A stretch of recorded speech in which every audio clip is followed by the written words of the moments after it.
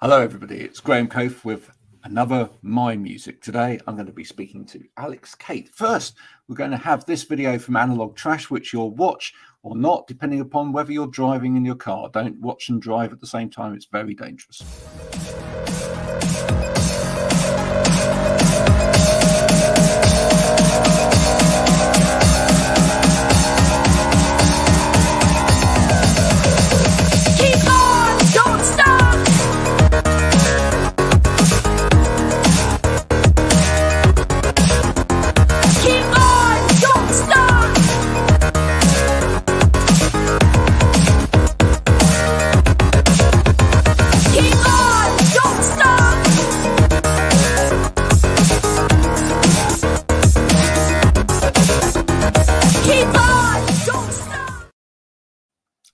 Alex, how are you?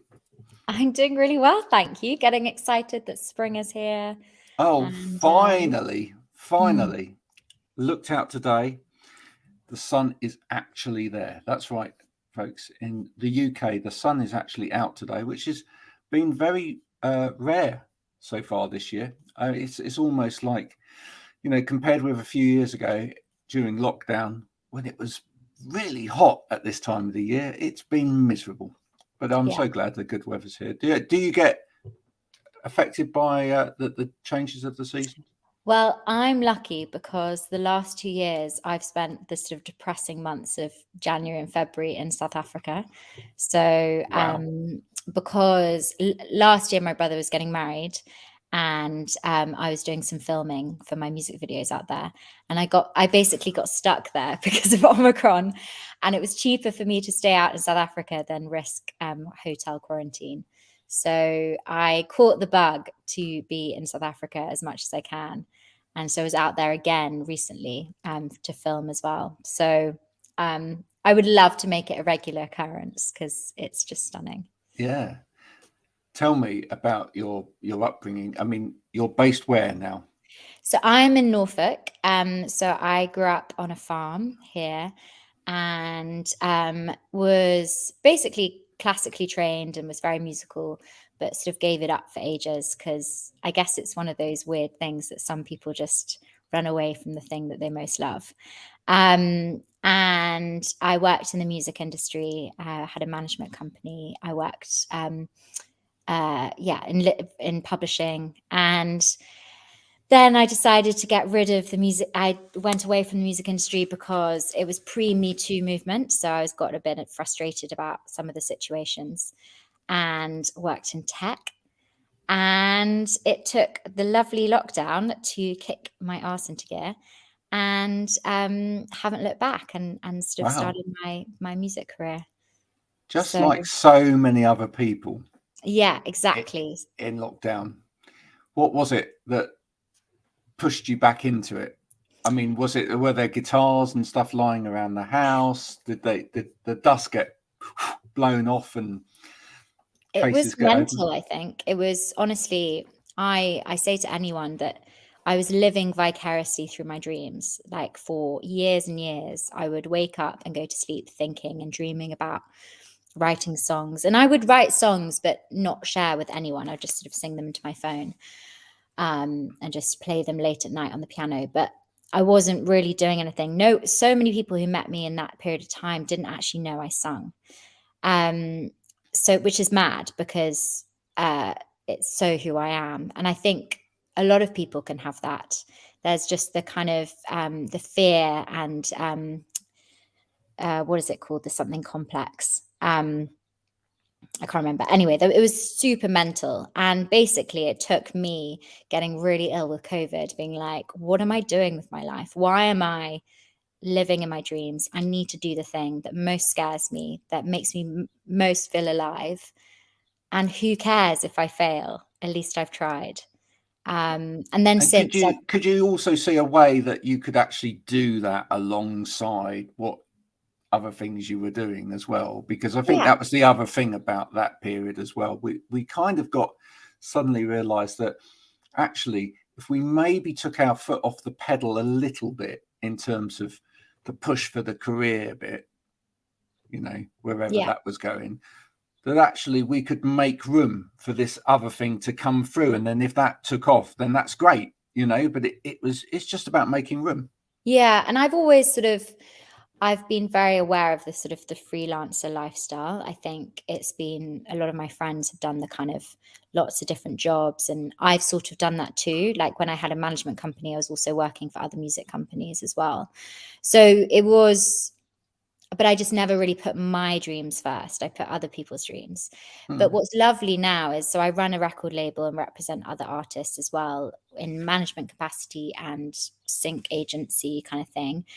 But that happened organically. So I set up my record label for myself, and then suddenly people are like, "Oh, what are you doing? Can I help you? Can you help me?" And that's just been really nice. And I'm doing a festival. I basically just get to do what I love doing. So organizing events. So I'm doing a festival in July the 8th at the Thorrington Theatre, if anyone wants to come. Rue Paynes is headlining. Cool. And just kind of get to do what I love whilst doing what I love also. So then I don't feel resentful. I think when I was managing artists, I secretly felt resentful because it was the thing that I wanted to do. Yeah. So you see across different social media platforms, in particular sort of the ones that are aimed at business, etc., you see all of these people going on about, work-life balance. How do we get it right? Should we do the 4-day week? Should we do this kind of work pattern, etc.? And actually, clearly, the best way to get it right is actually to work at living as opposed to living to work.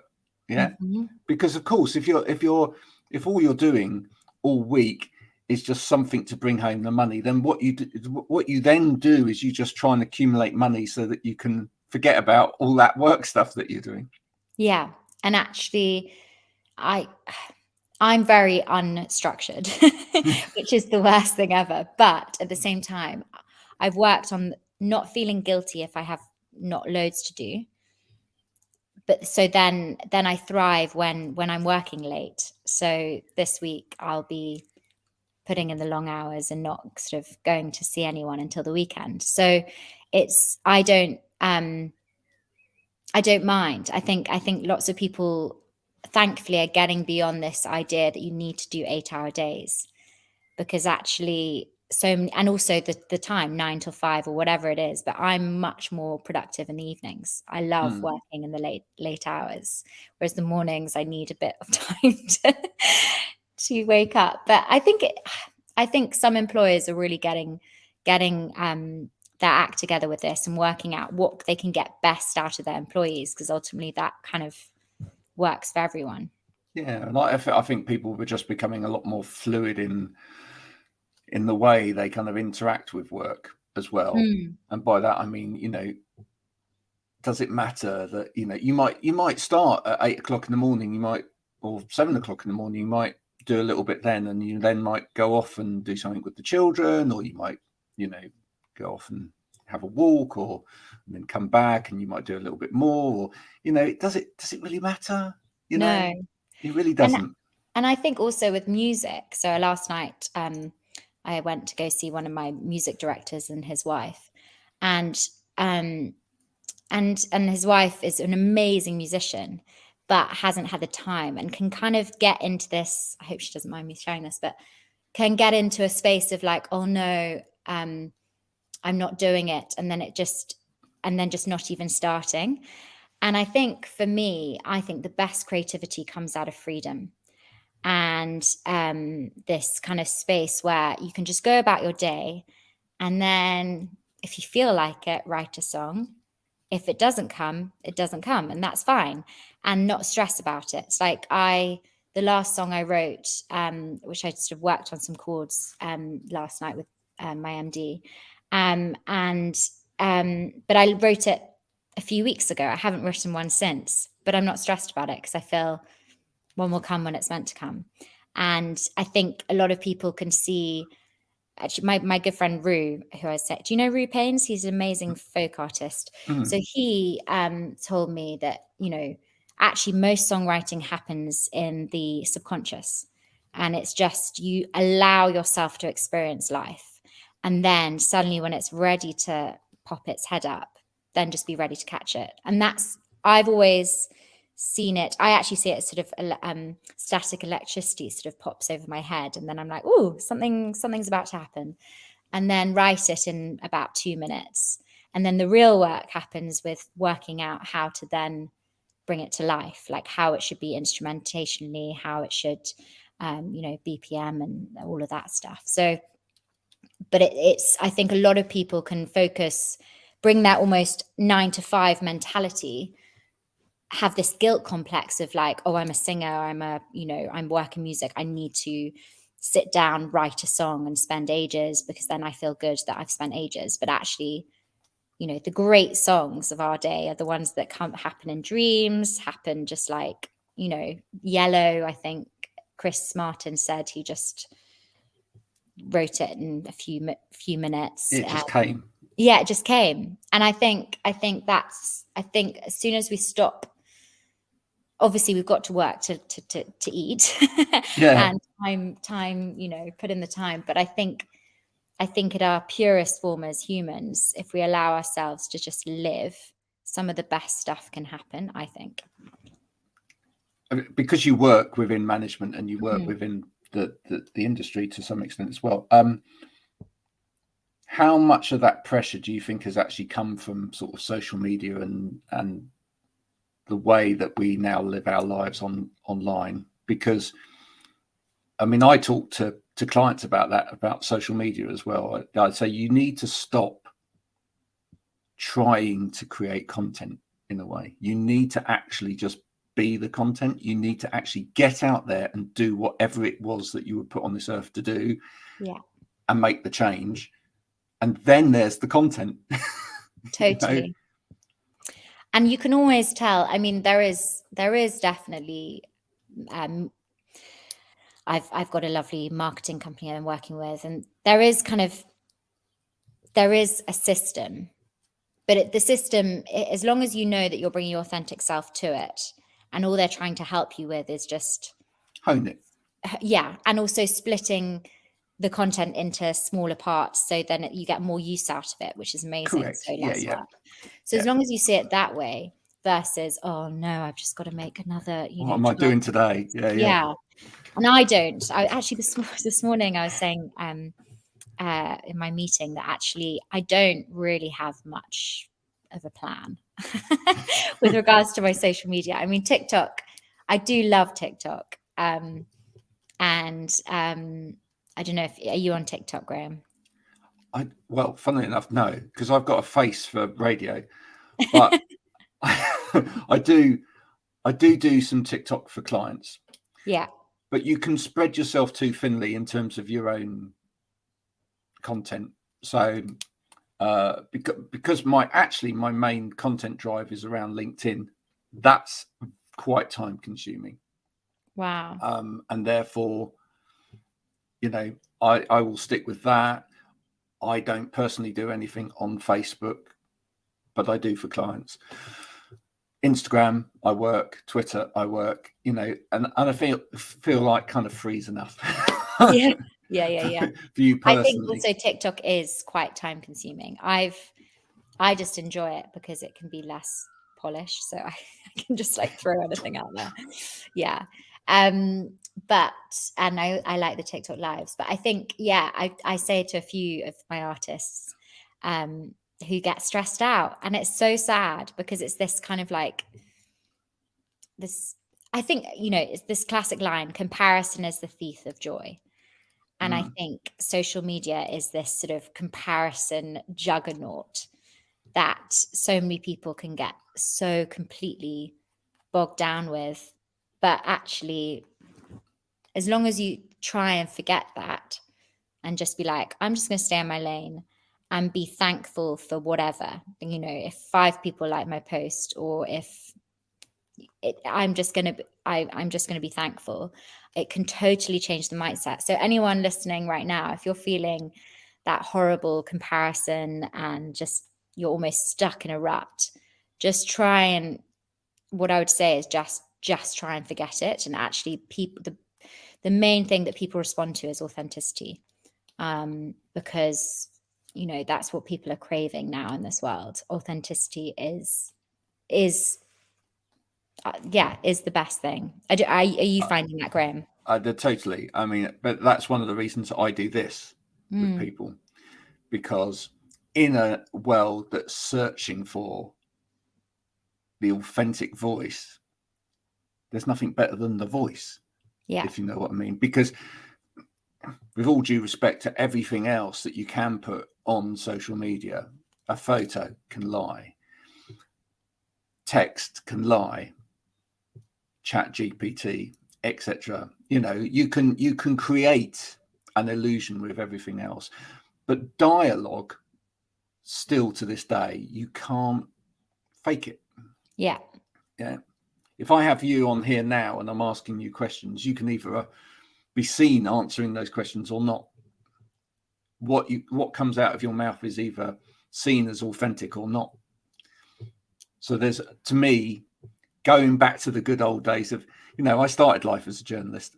And one of the reasons I wanted to do this again with people was that, proper journalism, as it was back in the day, not this sensationalism, but proper journalism was about allowing the dialogue, allowing the different strands of the conversation to be put out there, the different voices to be heard, and out of that, the truth to be found. Yeah. So that's why I always bring it back to this, you see, because I think this is where people actually meet people properly and go, yeah, actually, that resonates. Totally. And I said I do lots of TikTok lives, and I love connecting with my I call them my fans, but whatever, people who enjoy my music.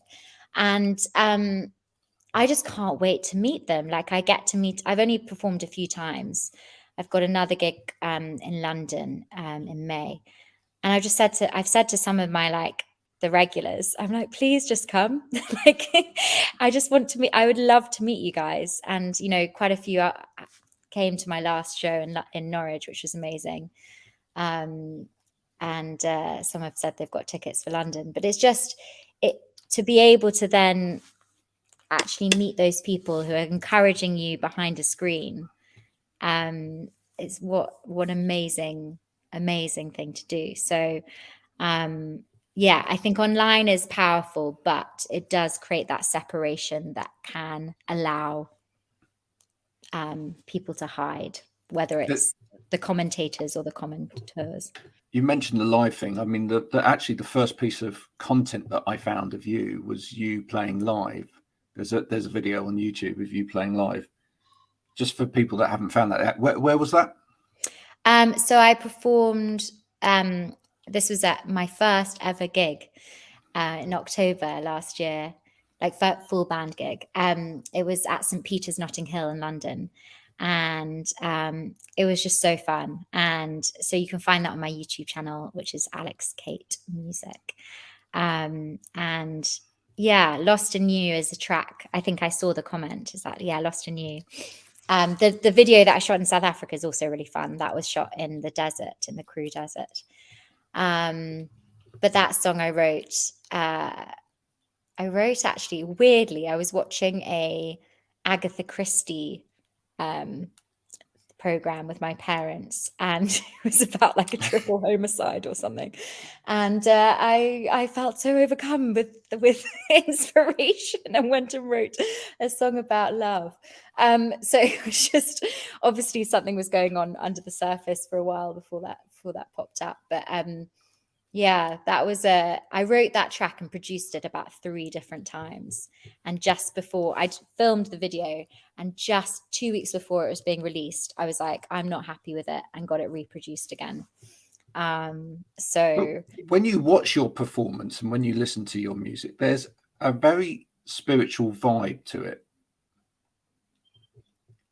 And so when you talk about love, is that purely sort of a human relationship love, or is there a higher being? I think there's mixed. And what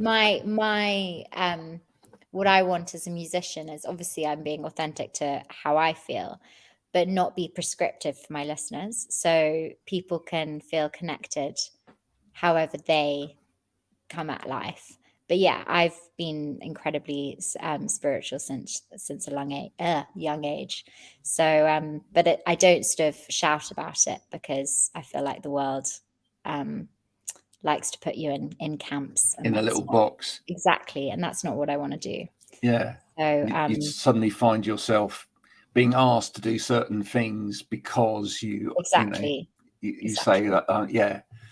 And I understand that. I mean, I grew up being taken to Greenbelt Festival every year, and it was a number of the artists at the time that, were on sort of Christian record labels and, pushed out as Christian. And it was like, but the trouble is then the eyes of the world were on them all the time. And then as soon as they tried to write something that was a little bit more about them, as opposed to, it was like, oh, they've turned. Yeah. I feel like I feel my sort of view is so much broader. I'm someone with a deep faith, but at the same time, I think there's just so much pain that the church has created and ostracized so many people. And I'm really passionate about just seeing God in there every day. And also grappling with being human as well. I think it's something that, people can gloss over, that kind of the human struggle, but also the joy in being human as well. And so I guess I'm just a girl that's grappling with being in this wonderful world. We're all just grappling with things in this wonderful world, aren't we? And I don't want to be pigeonholed because that's not who I am. I feel I've never really hopefully fitted into a box. No. Well, and please never do, because that's a really dangerous place to go mentally, etc. Tell us about your new song. So this song I wrote in August, and it is a song where there was a really good friend in my life, a best guy friend, who there was definitely some chemistry between us two, and it was one of those weird friendship things. And I took him out to one of my writing partners plays for Jessie Reyes, who's a pop star, and they'd just been supporting Billie Eilish on tour. And Jessie had a little sort of private show in the Oslo and Hackney. And I took this friend there, and it was one of those things where it was so sad because he knew there was feelings, but just not enough. And it gets to that point, I think, with friendships. But I didn't know. So the next day I wrote a song, and I was just like, I don't have a clue the way I feel about you. And it was true. It was honest. I literally was like, is this my issue? Am I someone, this is a really fantastic guy that I get on so well with. So some of there's a line where it's like, is there a therapist for this mess?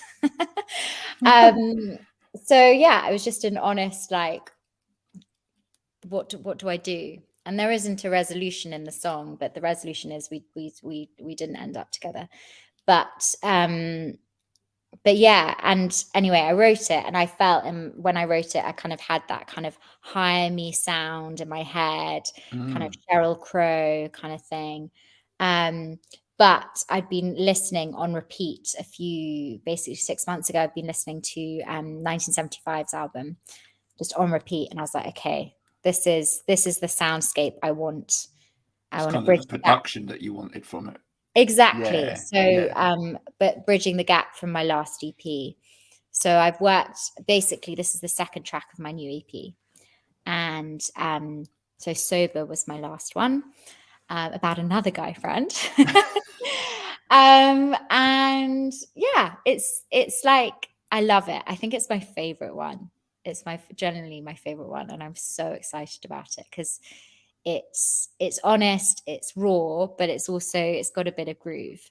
And I remember Daniel, my producer, he's amazing. He's MD for Becca, if you know her, she's an amazing pop artist. And poor Daniel, like I'll text him, like, can we just like make it a bit more, I don't know, I give weird words and somehow he understands. But anyway, sent him the demo and then he sent back sort of it, because I do half production with my songs. Like I love producing as well. And then I was like, no, we need to get a sax on the end. And it's just, yeah, I love it. You've heard it, right? Yeah, I have. Yeah, Where did you go for the sax? Who did the sax? So Daniel's friend Right. recorded it. So yeah, I actually can't remember his name, but yeah, it was just great. And I love it because we really flow. Yeah, the next track's also great. I really like them too. Are EPs the way that you're going to go? Yeah, I think so. I mean, the next EP is a ballad EP, which I'm excited about. It's a funny one because obviously everyone tells you need to release music often because of the algorithm. But at the same time, I don't know about if people listening don't realize, but each song costs a lot of money to make and then a lot of money to market. So it's this lovely balance of making sure what you're putting out is worth it. But yeah, it goes back to what you were saying earlier, though, as well. That for every musician, there's not a right or wrong answer in a way. Yeah. I spoke to a young artist yesterday who, just the first thing she did was write an album. Yeah. She had a theme. She had a set of songs that went together. She released an album. She's got another set of 20 songs. She wants to do it as an album. Great. I mean, which is unusual these days, because typically a lot of young musicians will release songs as they go and then collect them together as an EP and probably wait a while before they release the album. But I guess it depends how you feel about the body of work you're producing. If you've got a whole statement to say and you've produced what is an album of work, then you produce an album. Well, I want to. So one of my favorite artists and albums is Michael Kiwanuka's album Kiwanuka. Oh, isn't it brilliant? It's so good. And he, I used to know him back in the day because I sort of worked with Communion Records. I don't know him anymore, but I knew him in the period of time where he hadn't released music for ages, and it was just really tricky. But Parlophone, his label, obviously knew best because what he then created and released was magical. And I'm not anti-record labels at all. I think I turned down a deal 2 years ago, and I'm glad I did because I've got to self-develop. I'm a way more different artist than I was now. But I think what Michael Kiwanuka and his team has produced in that album was just incredible. And that sort of sonic arc that I would love to create. So that's the aim. I would love to create an album, and that's kind of in the back of my mind. Like I write a lot. I've got a whole body of work for other artists when the time is right. But I mean, that album, to me, it sounds timeless. Is that what you're trying to go for? Yeah. It's that timeless. You're immediately transported to exactly where it is. It's poolside. It's Mad Men. You don't have a care in the world. It's holiday time. It's wonderful. And you can't say what era it is either. Because they're you hear little bits and you go, well, that's 60s, 70s. Yeah. That's now. That's great. Yeah. And it suddenly becomes this, as you say, I know I loved that album when I first heard it. Absolutely timeless. Whereas some of his earlier work, maybe like his first major release was Home Again, or Home Again. It was definitely had a kind of 70s-y feel to it, you know. Whereas that album, it brought in his, you know, his roots a lot more, etc. as well. It's just a beautiful thing. Yeah, it's so beautiful. So that would be the dream, and I think it does create. Yeah, that there's a lot of time and effort that you have to put into that. I think with EPs, there's less pressure. I think this EP, and it was fun, like working out the creative for it.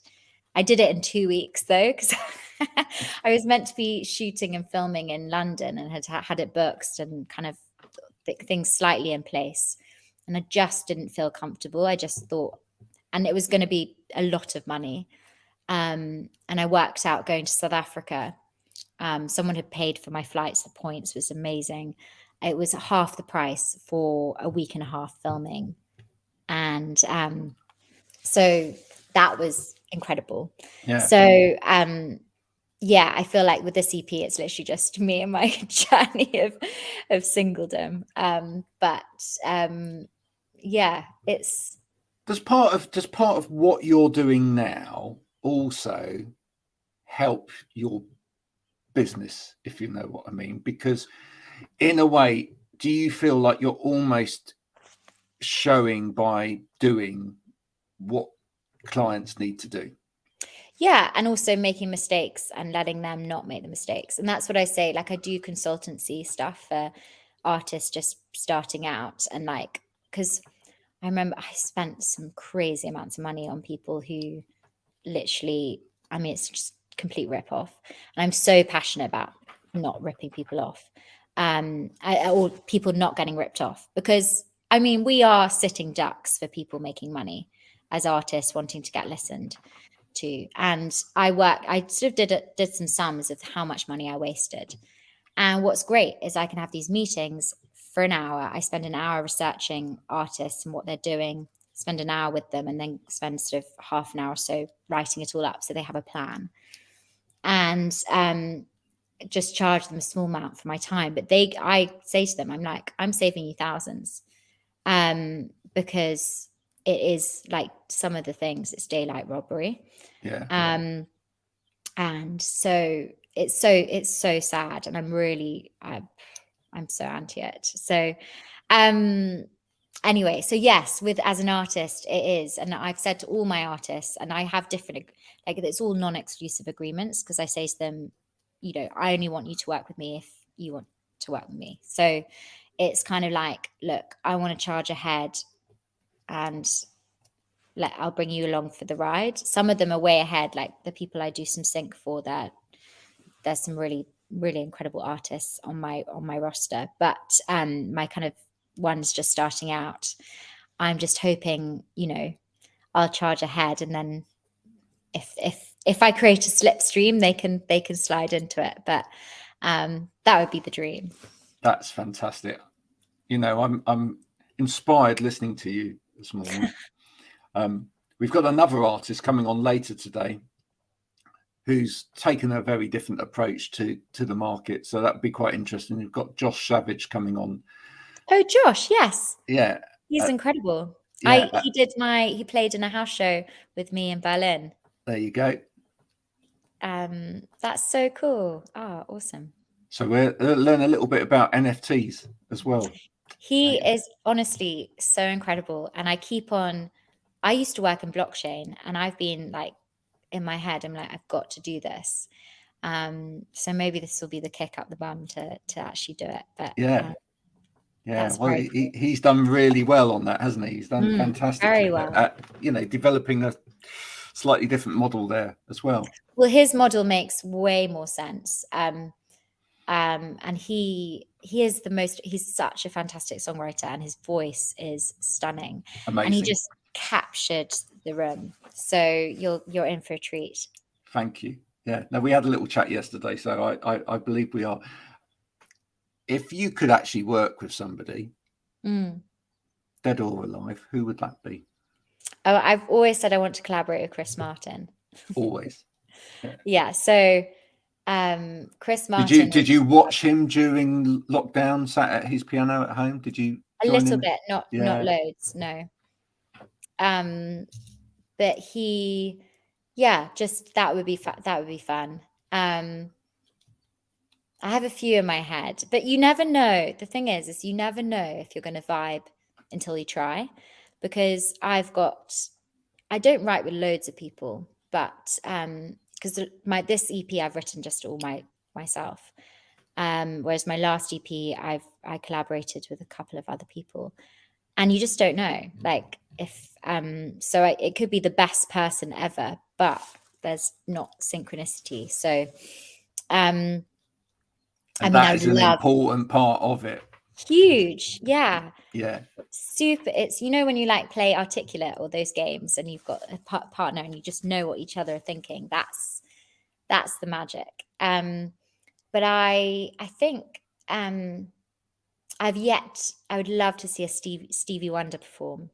I got to see him speak because I saw David Foster's star on Hollywood Walk of Fame being unveiled, and Stevie did the address, and that was pretty special. But I'd love to hear him because, yeah, it's pure magic. Just magic. Absolutely. So what about yourself? Are you a musician? Yeah. Yeah. I don't play as much as I used to because I have I have other things that I have to do most of the time. But yeah, no, there's a guitar back there. Okay. Well, just start, Graham. Yeah, absolutely. Well, I'll tell you what, one of the things I do is I write little beds of music for clients as well, because one of the things that people get wrong all the time is that they share stuff from one platform to another. So they make an Instagram reel, then they go and share it on LinkedIn, but the copyright hasn't moved over, folks. If you're doing that, stop it. So yeah, I write original material for clients so that they've got their own bed and stuff like that. But yeah, I don't think you ever stop. You just, different times of life, you might develop different things. This is my passion at the moment. I wanted to get out there and make a set of music interviews which weren't crap. Yeah. Because there's so many of them that are. And I just got so fed up of watching in lockdown people doing interviews with bands, and it was like, what's your favorite biscuit? Right, just read this off a card sort of thing. And it's like, no, because it's all about meeting. At the end of the day, what really endears people to listen to somebody's music is that they have some kind of relationship with them as a person as well, that they actually feel that there's a connection there, even with the pop stars of yore that were kind of kept on the pedestal up there was you tried to find out about them, you tried to find that kind of human connection with them. So I felt it's really important that people could tell their stories a little bit more. Totally. Well, I'm so grateful. Thank you for having me on. But it is also interesting because I think it's wonderful because we have the blogs and all of that, and you can't really get much onto that. And then obviously social media, it is hard to present yourself in a way that's authentic if it's not something like this, like we talked about, dialogue. So thank you for the opportunity. It's an absolute pleasure. Just tell people before you go, where's the best place to get into Alex Kate music? Well, wherever. I've got some videos that I'm super proud of that you can find on YouTube, Alex Kate Music. You can find me on Instagram, similarly Alex Kate Music, and TikTok, same handle. I've also got a website, alexkatemusic.com. So, but honestly, I really love messages. So send me a message on Instagram or Facebook, and I will reply as long as it's not creepy. In which case you'll be blocked. And the amount of, it's so funny. I love those ones where you announce anything to do with music and suddenly you get like 6 things come up and it's like promote it on, block, yeah. block. Yeah. Those are the least of my worries. I do get some funny ones. I sort of feel it's on TikToks. I find it's part of my role in life just to re-educate men how to treat women. So it's been a really fascinating trust me, that's on every platform on the planet, including LinkedIn. It's amazing, even though what's meant to be a professional business platform to some extent. Really? LinkedIn's like that too? Wow. Oh yeah. Do follow if you haven't seen her on LinkedIn, there's a lady called Lee Turner. Okay. Follow her on Instagram, and then obviously you if maybe have a look at her LinkedIn as well. But the abuse, really, it's just ridiculous. One day you'll all be found out. You'll all be rounded up, put in a field, and something nasty happened to you. So just be warned. It's coming. It's coming your way. Graham, are you based in London? No, I'm based in lovely Somerset. Oh, nice. Okay. Yes. I was going to invite you to my gig, but I would have loved to, but it's probably a little bit far. Okay. But if you ever are playing Bristol or Exeter or any of the wonderful places that we have the here. next place. Bath. Bath's lovely. It's a nice day out. Okay, but I'll keep you posted. But thank you so much. And thank you for coming on. Please, everybody, do feel free to support Alex. Do look her up on any of the platforms and connect with her and message her. She will, as she said, contact you back, as long as you're not being a complete idiot. And if you've enjoyed this, do share it with your friends and other people. Not for me. I'm getting too old for being shared around, and my wife doesn't like it. But for everybody that comes on, that's wonderful. Do it for them. Until next time, which will be 4 o'clock. We changed the time. 4 o'clock this afternoon. This has been My Music with me, Graham Cave and Alex Kate. Take care of yourselves. I'll see you later. Bye for now.